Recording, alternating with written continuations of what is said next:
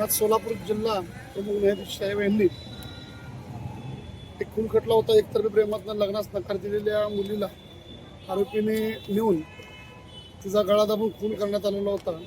त्या एकतर्फी प्रेमातून लग्नास नकार देणाऱ्या युवतीच्या खुनी आरोपीस आजीवन जन्मठेप. सोलापूर सत्र न्यायालयाचा महत्त्वपूर्ण निर्णय. 50,000 रुपयांचा दंडही ठोठावला.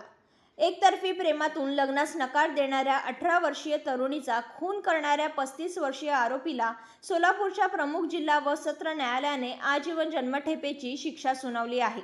प्रमुख जिल्हा व सत्र न्यायाधीश मनोज शर्मा यांच्या न्यायालयाने हा महत्त्वपूर्ण निर्णय दिला आहे.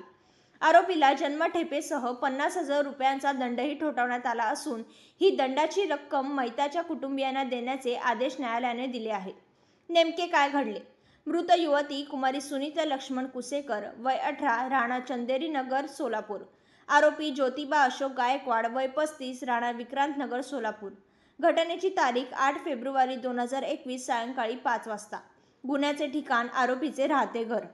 घटनेपूर्वी आरोपी ज्योतिबा अशोक गायकवाड याने मृत सुनीता हिच्याशी लग्नाची मागणी घातली होती. मात्र सुनीता अज्ञान असून ती शिक्षण घेत असल्याने तिच्या आईने लग्नास स्पष्ट नकार दिला होता. लग्नास नकार मिळाल्यामुळे संतप्त झालेल्या आरोपीने सुनीताचा खून करण्याचा कट रचला.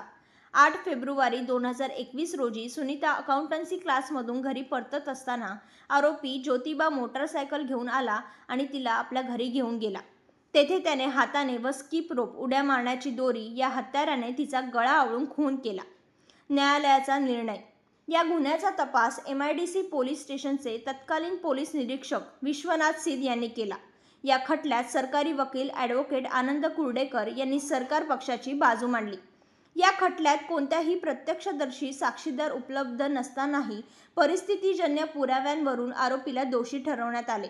मयत सुनीता शेवटची आरोपीसोबत जिवंत दिसली होती. तिच्या मृत्यूबद्दल आरोपीने न्यायालयासमोर कोणताही खुलासा केला नाही.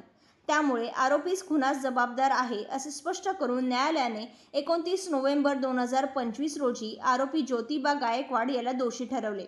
आज 1 डिसेंबर 2025 शिक्षेवर झालेल्या युक्तिवादानंतर न्यायालयाने आरोपीला कलम 302 अन्वये आजीवन कारावास आणि 50,000 रुपये दंड अशी शिक्षा सुनावली.